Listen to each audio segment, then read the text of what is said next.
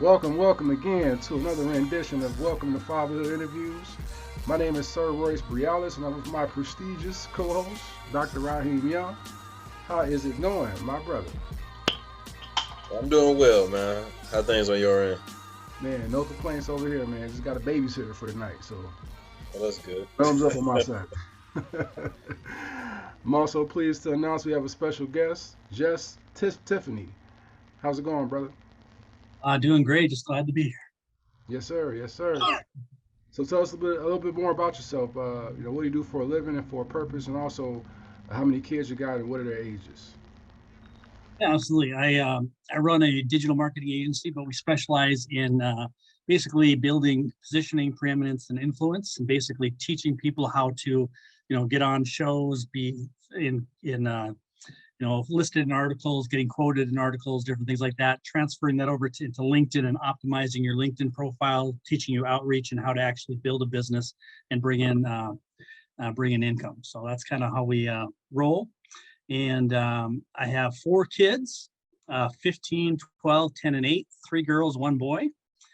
And they're just the joy of my life and the reason I get up every day, and I just keep fighting for them. And I just appreciate the opportunity to be a parent and the blessings that come with that. That's pretty cool. So, Jess, you have a gang of books in your background. Has any of those books ever have you learned anything about parenting or fatherhood from any of those books? Yeah, I have quite a few parenting books back there. Trying to remember what the names of them off the top of my head. I think one's called Courageous Parenting. There's some men's book that I liked. Tender Warrior. I don't know if you've heard that book. Teaches you how to be a dad and kind of mostly about loving on your son, teaching them kind of man stuff, be a little bit tough, and so I enjoyed that book. There's one that's not specifically parenting, but it's called The Power of Focus by Jack Canfield. It made a huge difference for me back many years ago. And then some of the classics like Think and Grow Rich, and Rich Dad, Poor Dad. And I have Rich Kid, Smart Kid back there, things that we can kind of teach the kids about managing their finances and money. We've the Dave Ramsey stuff.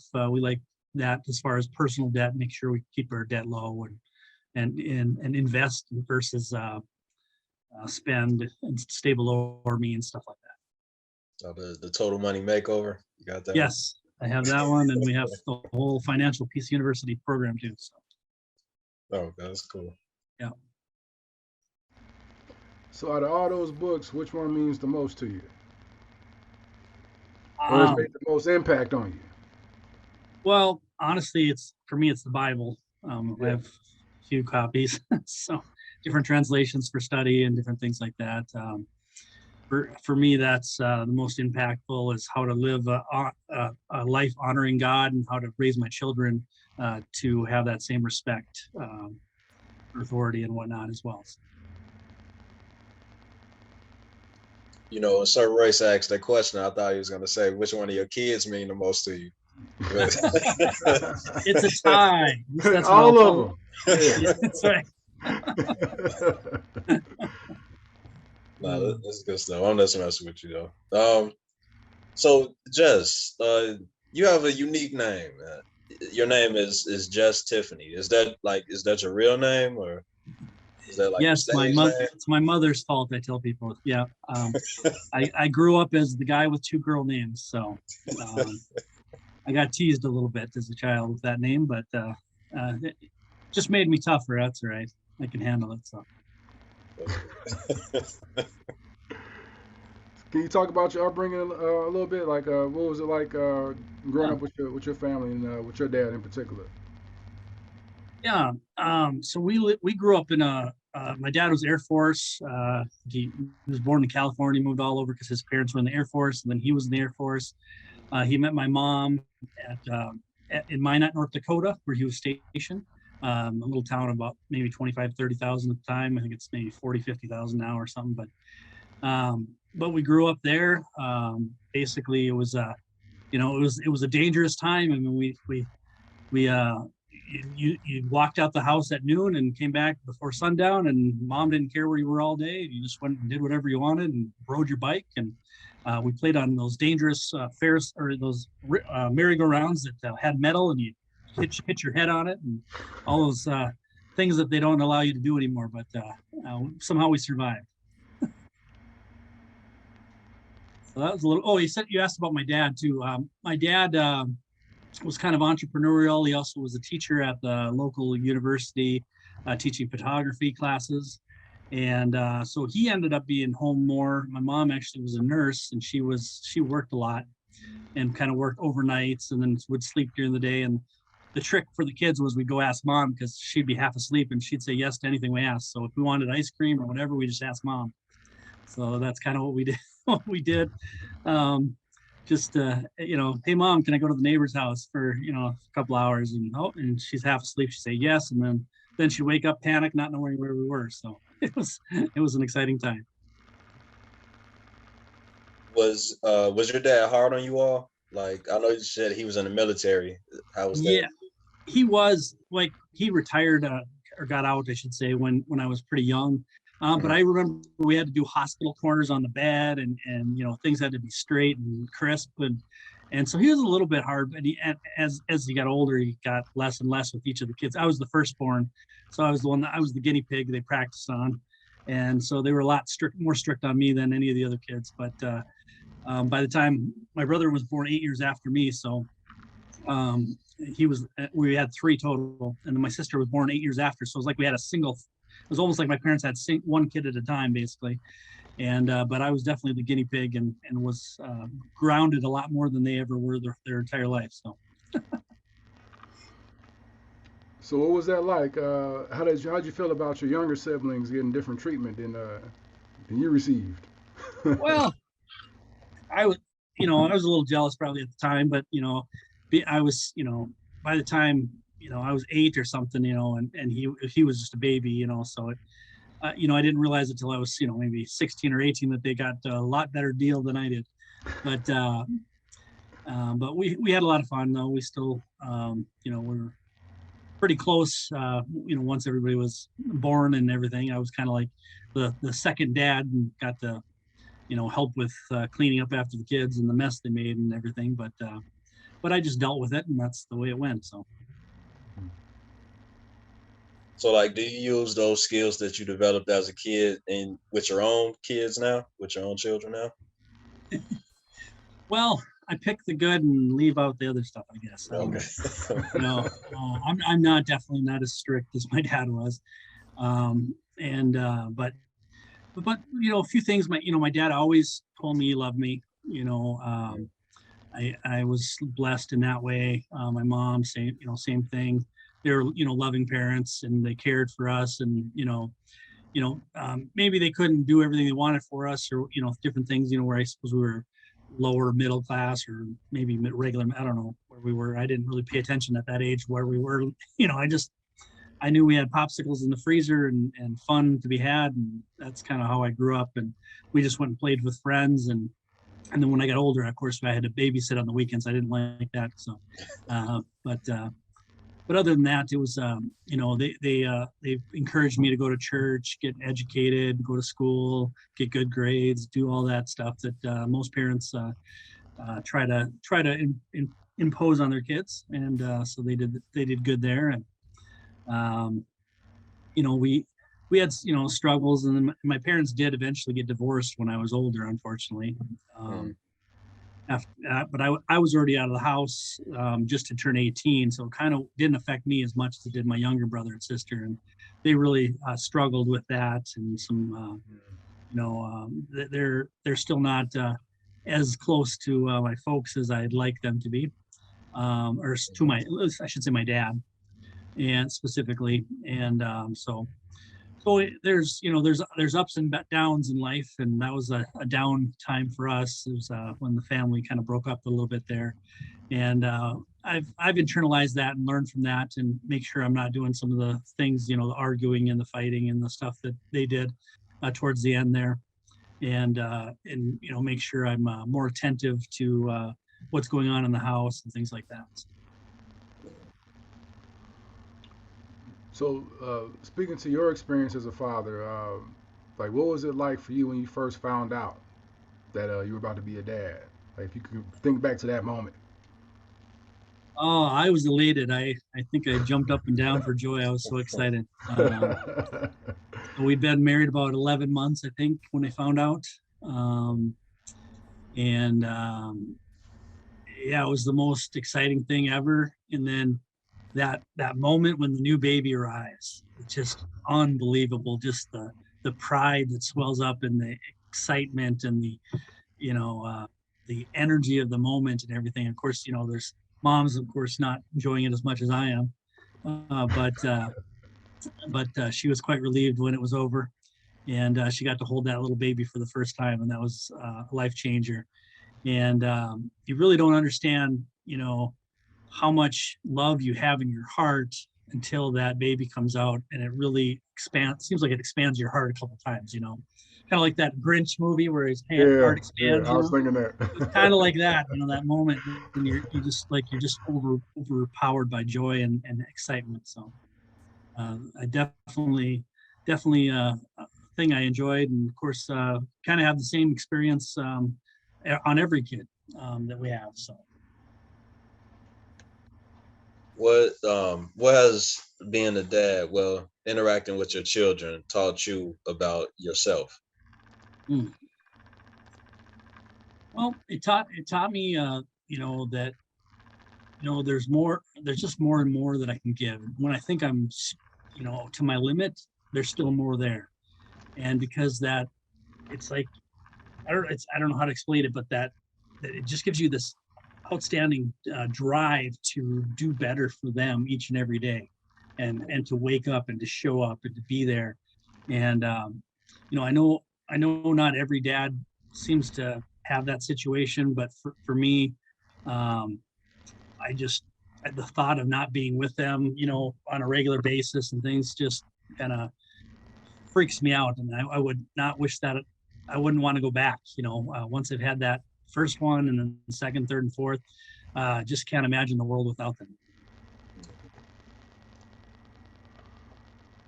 Um, what was the biggest lesson your dad taught you after you had your kids? Have you talked to your dad about fatherhood since you became a dad? Yeah, we do talk a fair amount, and yeah, just he has a lot of wisdom, and gives good advice on certain things.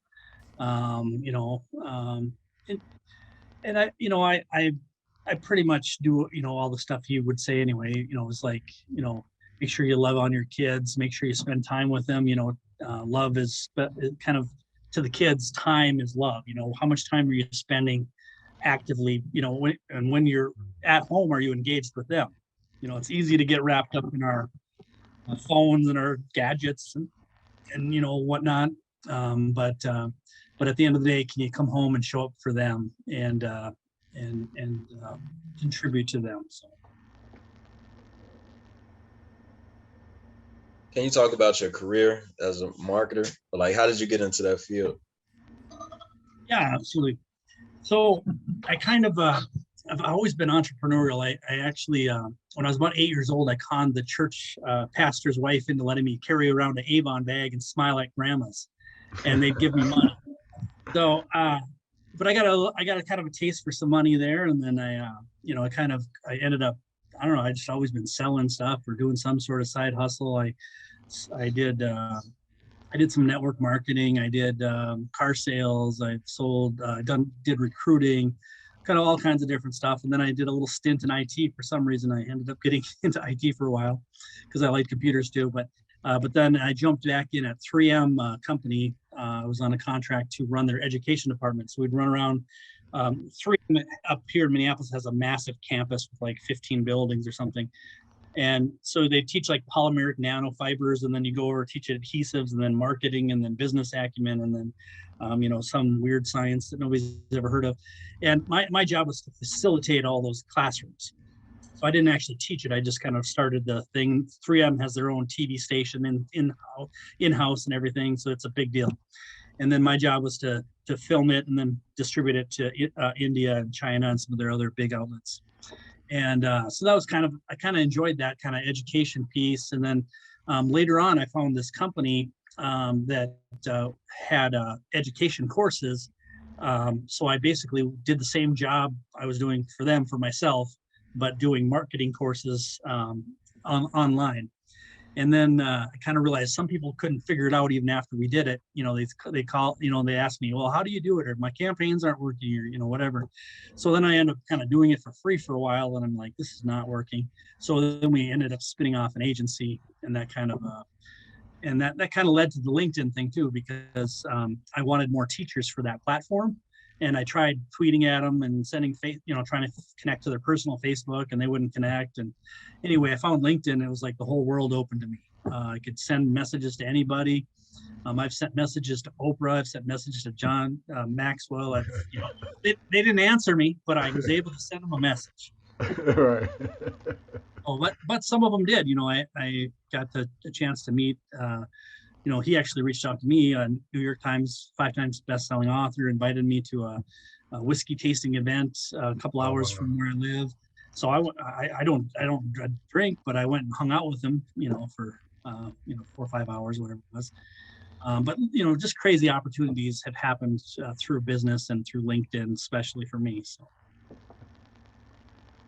What is all that experience? What is that done for you as a father? Like, how has that helped you as a father?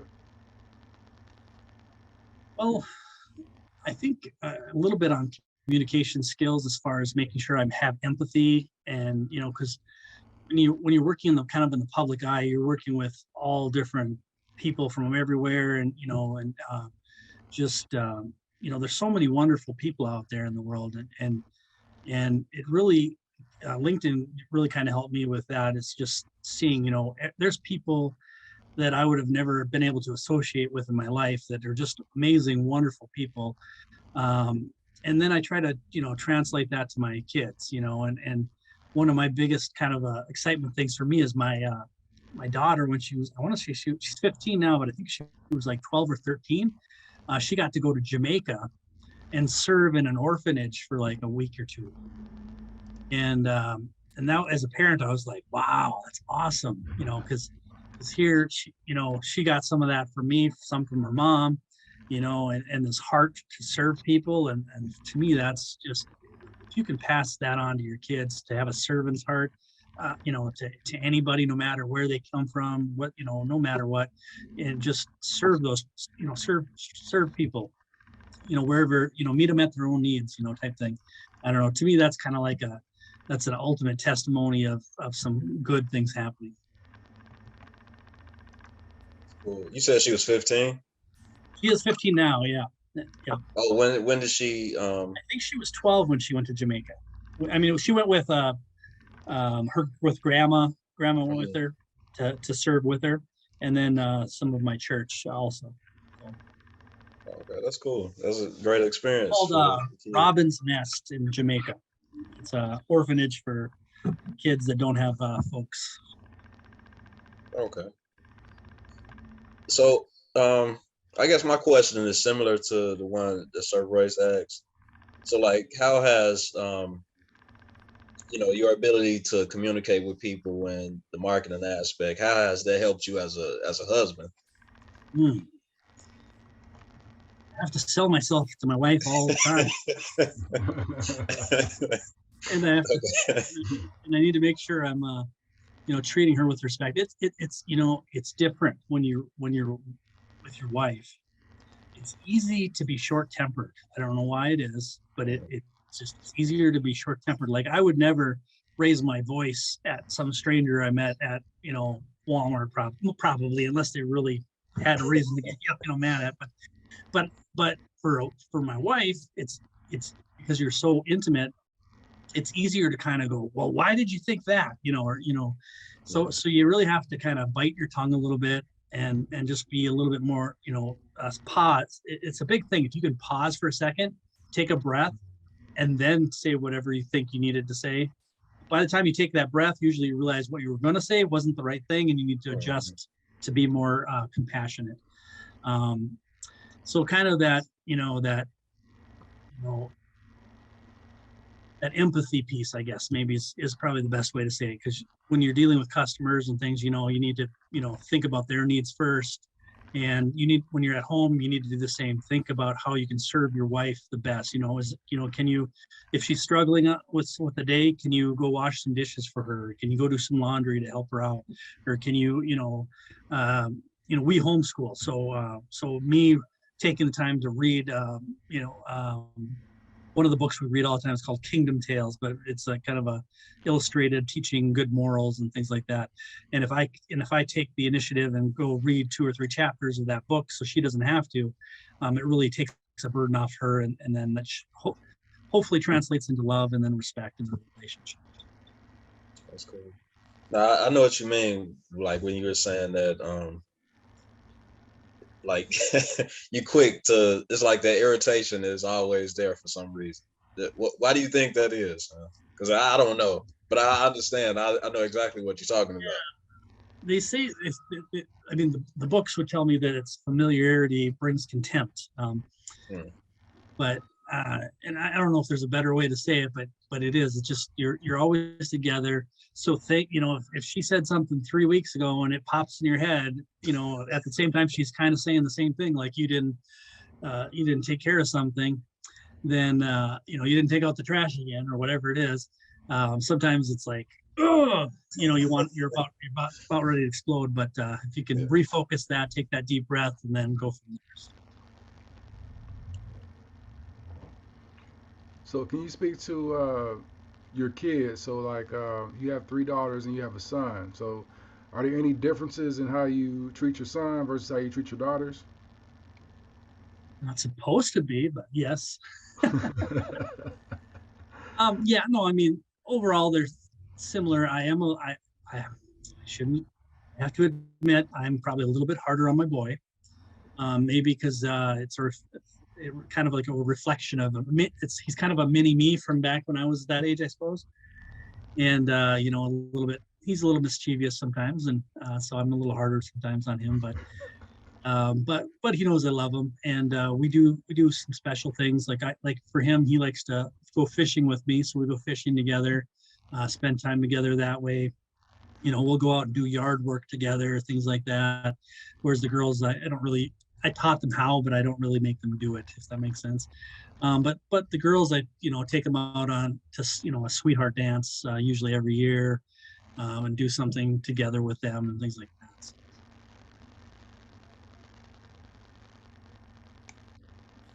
So can you talk about like, I know that you said that you were kind of older when your parents divorced.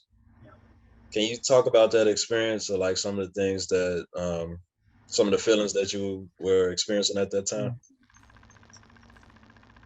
Yeah, part of it was disbelief that, wow, did that just happen? That was kind of the initial thing was, oh, wow.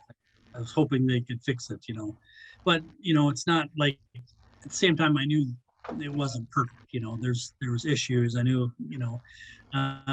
one thing I kind of liked about, that is that they would wait till we go to bed before they yelled at each other when they were having those fights in those days. But they didn't know we were awake, but we did hear some of that, but they tried to kind of shield that from us, which is probably a good thing. But yeah, I guess just the shock, the sadness, and then my dad ended up moving out of state, and so then we didn't get to see him for a long time, and so it took a few years to really regain that relationship for me with my dad, just because we lost touch and he kind of went off and did his thing and whatever. And now we have a good relationship. We talk on the phone. We have good conversations. He encourages me to, be strong in my faith, be loyal to my wife, encourage my children.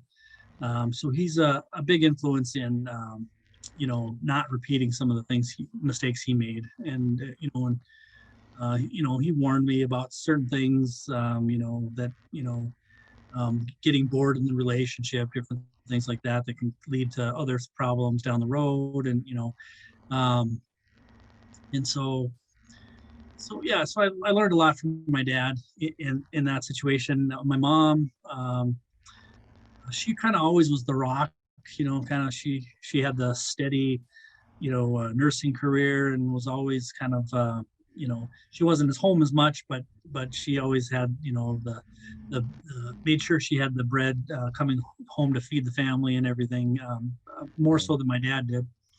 Um, and just because her job happened to pay more, basically, more or less. Um, but I've always been really close to my mom, so that relationship didn't fade much because she stayed in town. So I just go over and maybe help her mow the lawn or something when my brother was still a little bit younger and things like that. But so I helped her out when I could, and I did kind of what a lot of people do. I had a couple times where I was low on money or something in my early 20s, and I went back home and lived for 6 months, and then I'd move out again, and then I moved back when I was 24, and then I, be back. I kind of did that back and forth thing, and my mom liked it because she had me around to help out a little bit more. But I was trying to get my footing, going to college, and all that stuff. So how long have you been married now? We got married, so 16 years. Yep. So we got married in our mid 30s, and so we're going to be the, when we have grandkids, we're going to be like the really old grandparents. So. It's funny because I have classmates that already have grandkids, and my kids aren't even to an age where they should be married off yet. So. Right, so you got started a little bit later in life. Yeah, got started late, but we caught up quick though with 4. So. Oh yeah. So how did you and your wife meet? Well, so I went to so we're from a small town, but they brought in this opera crew where like they brought in the main 2 singers were like professionals, and then everybody else was hired locally. And so I went to this opera, and this girl that kind of liked me had become sit by her, and then her friend was with, which turns out to be my wife now. And so we were in this opera, and the whole opera, like I'm peeking around my friend that likes me, and then she's peeking around looking at me, and we're just kind of like, kind of almost like winking at each other almost during this thing, going, "Wow, she's cute," and "Oh, wow, he's handsome," or whatever. I don't know, whatever the internal dialogue was. And then we we were I think 18. I don't remember how old we were. Maybe 18, 19, something like that. And anyway, so we ended up dating for a summer, but even though we were only 1 year apart in age, we were like 2 years in school different. And so she had already graduated, and I still had 2 years left. So she went off to college, and I didn't see her for over 10 years. Mm-hmm. And one day I was at a Denny's parking lot, and I ran into her parents. and how I remember it, Grandma remembers it a little different, but how I remember was like, "Oh, are you married yet?" And she asked me, and I said, "Oh, no, I'm not." And she's like, "Oh, really? Neither is my wife or my daughter." And so anyway, so I gave her my email address, and then I was going to Minneapolis. She moved away to Minneapolis. And so I went on a business trip, and so I went and we went on a date while I was on my business trip. And she took me to all these nice places in Minnesota, and then tricked me and made me think Minnesota was nice. And so I moved here, and now I don't want to move back to North Dakota. So. Wow, that's cool. Do you ever think about like the events that led up to you being in that Denny's parking lot? I didn't put much thought into it. No, not really. Yeah, I assume there was a higher purpose why I was at that Denny's that day. But. Yeah, I mean, I asked because I kind of like when I think about like how I met my wife and just the events that led up to that, it's kind of like serendipitous. Like, I don't know, it's weird, but I don't know. That's why I asked that question.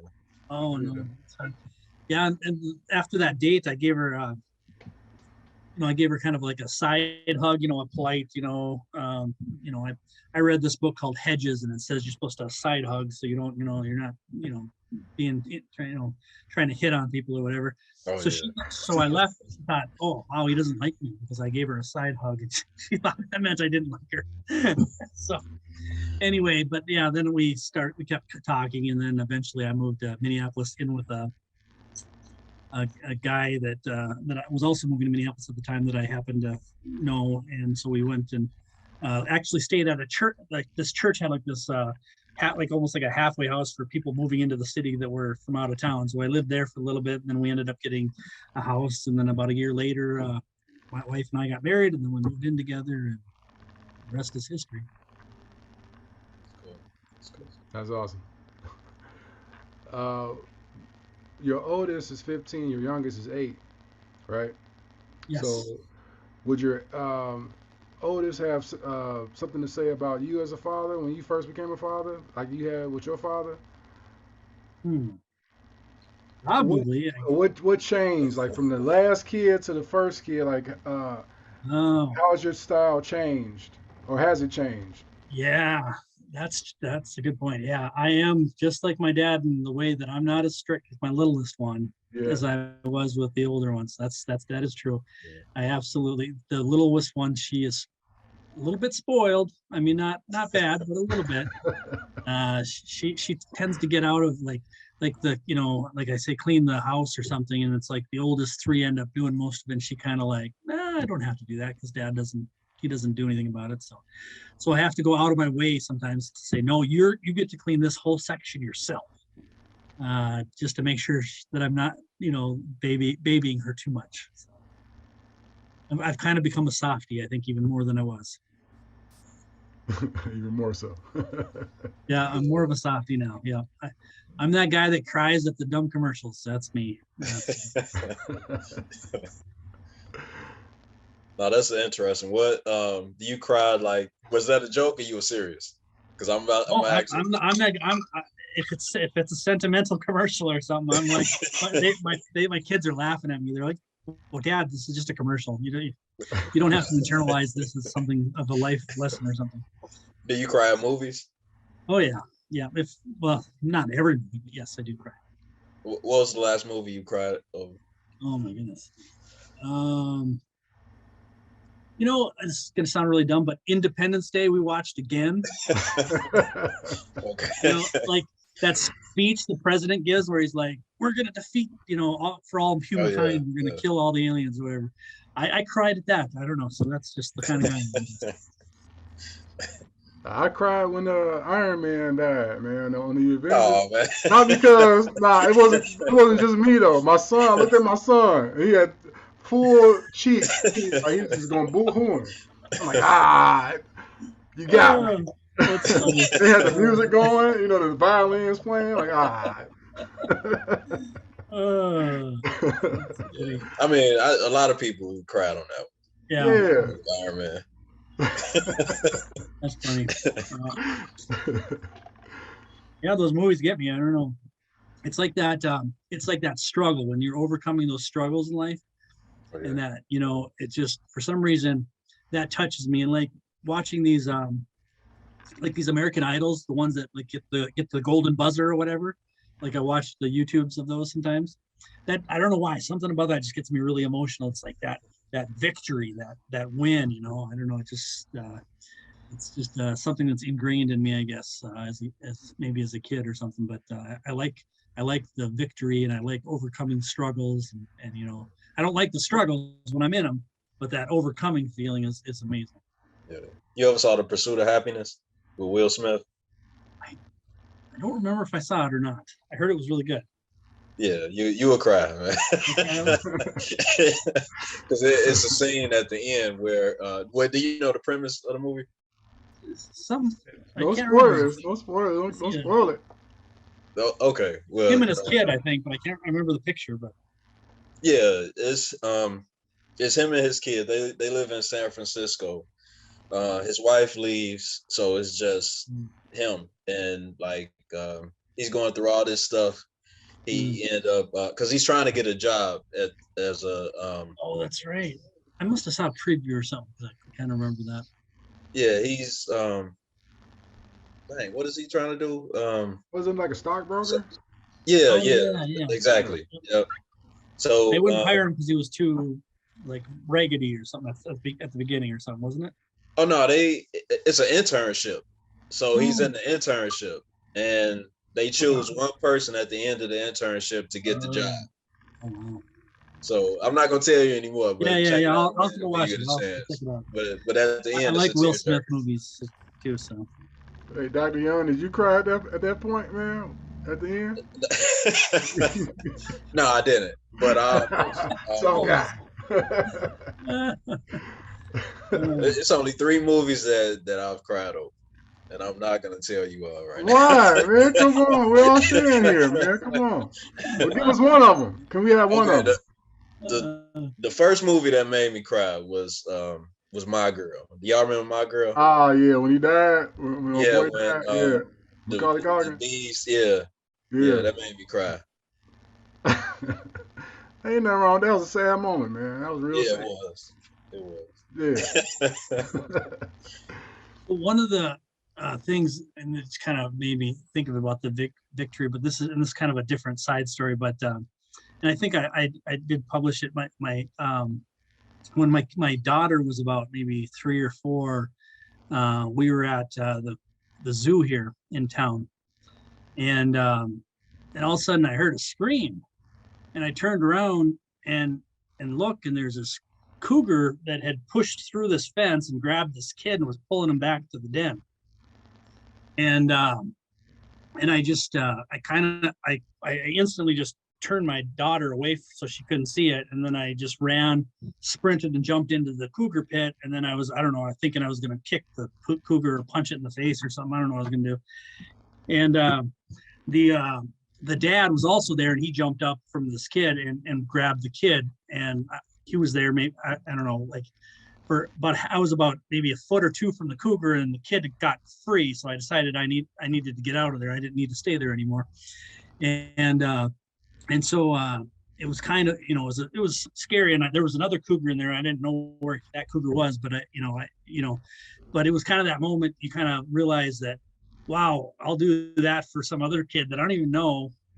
What would I be willing to do for my own kid? And I learned a lot about myself, just that I'm a fight guy, not a flight guy.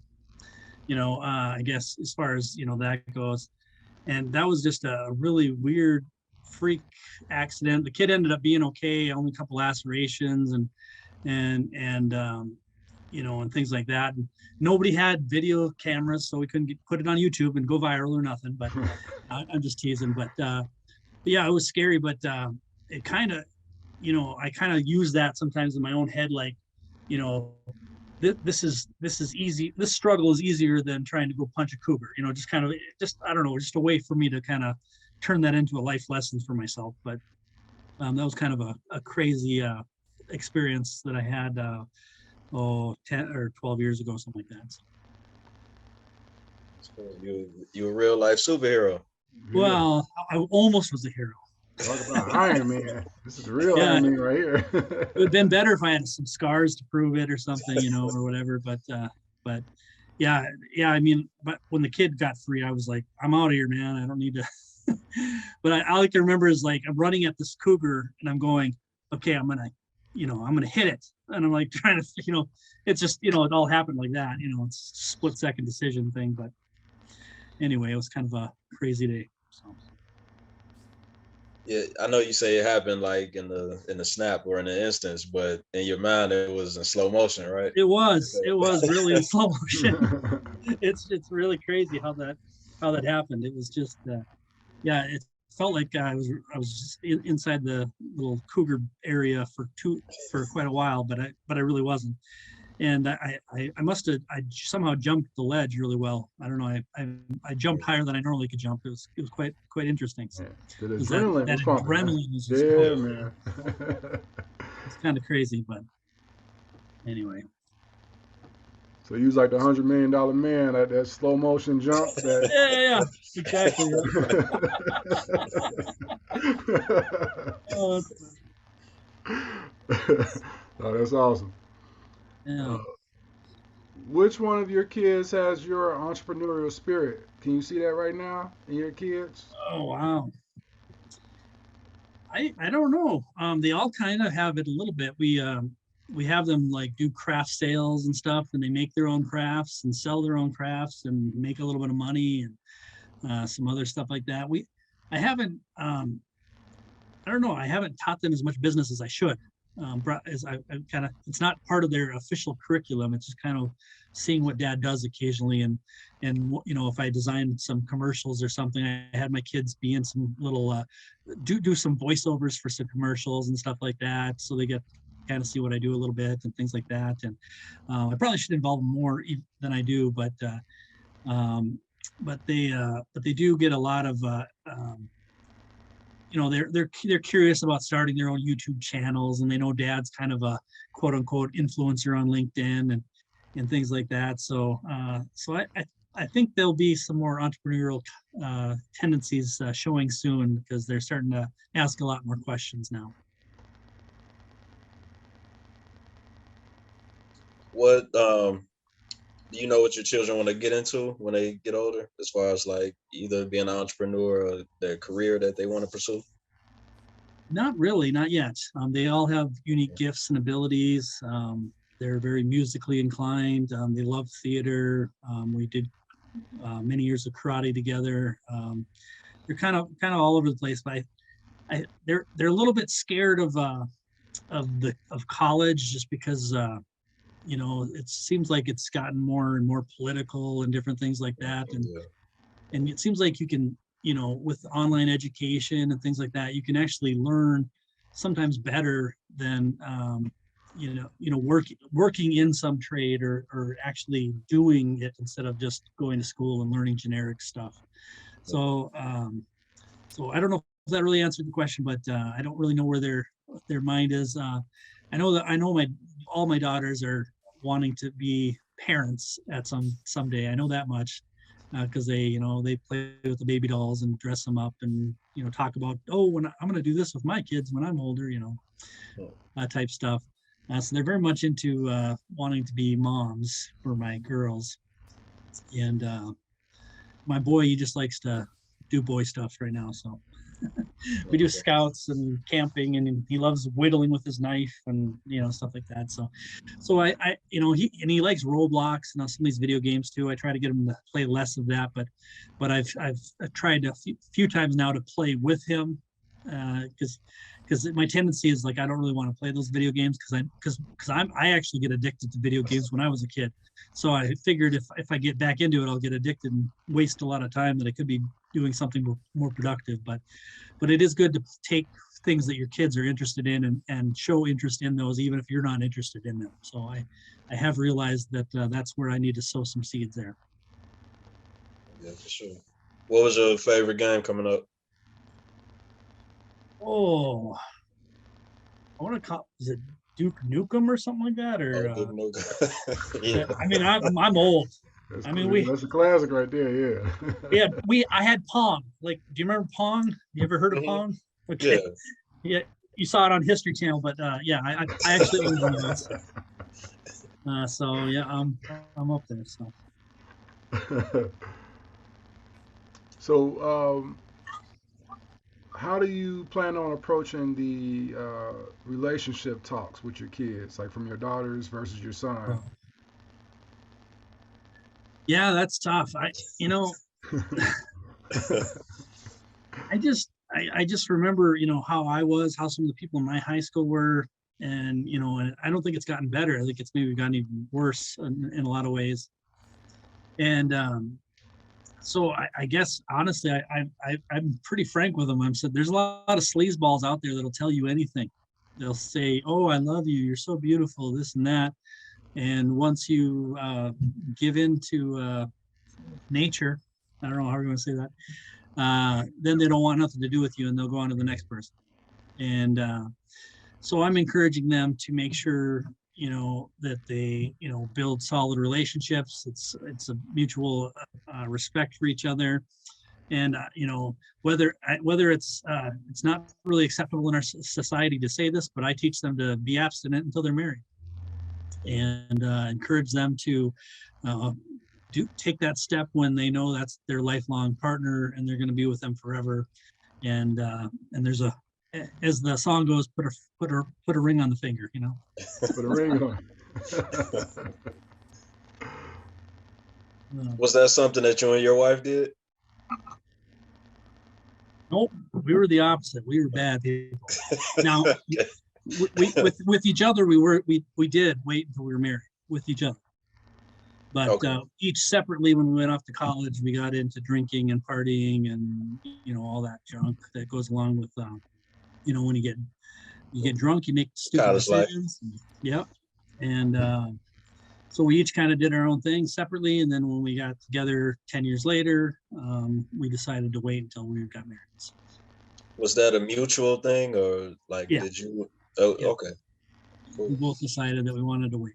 So it wasn't always easy because, you know, there's, you know, she's a pretty gal and I'm a guy, and, you know, it's hard sometimes, but we somehow made it work and and got through that courting time without doing that, and then obviously we've had experience since then, since we have multiple kids. So.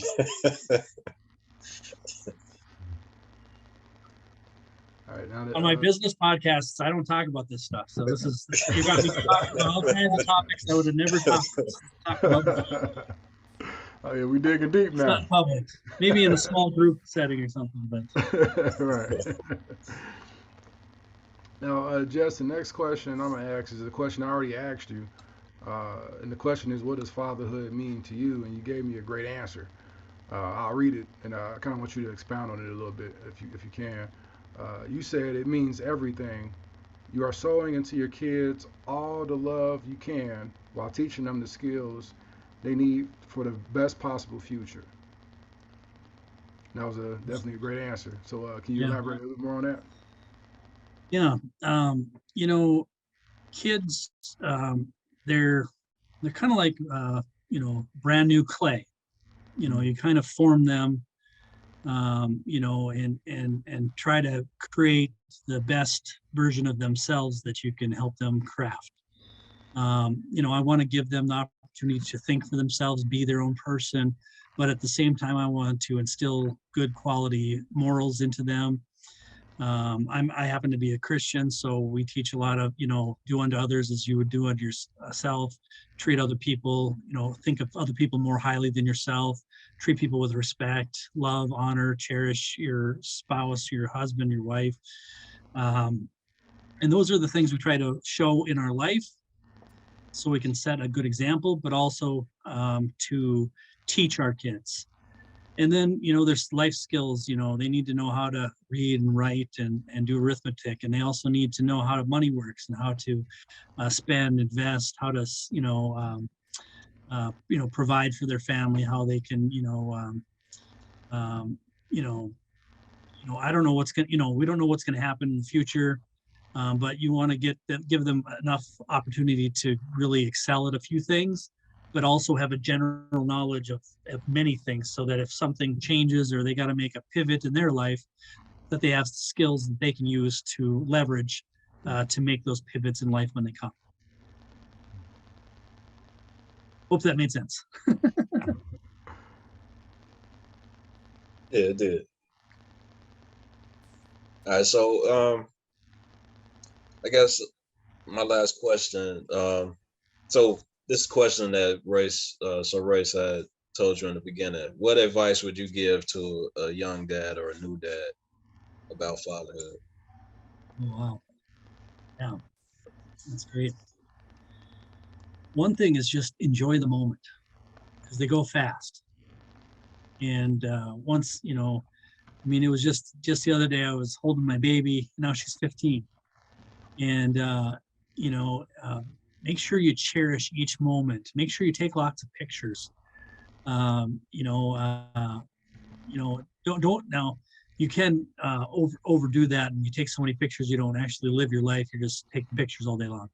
So you gotta kind of balance it out a little bit, but it is nice to have those pictures and to go back and to reminisce and show, you know, do a slideshow every, you know, now and again, and show them, hey, this is you when you were 15 months. Here's you, you know, when you're 2 years old, when you bumped your knee and you're bleeding all over, you know, whatever it is, you know, here's where you rode your bike, you know. It's fun to reminisce so that those memories stay fresh in their mind too. So when they leave my house, I'm hoping that they still remember those memories as if they were yesterday in their mind, whereas it's easy to forget a lot of those fun life moments. And that's why that reinforcement of, showing some pictures once in a while helps create that vivid memory and helps them go back to that time and remember the fun and the joy and the excitement had. Because once they get teenagers, they start, thinking they know them a little bit more than mom and dad, things like that. And so it's easy for them to kind of forget all that wonderful stuff that happened before and only focus on those couple things they disagree with mom and dad on.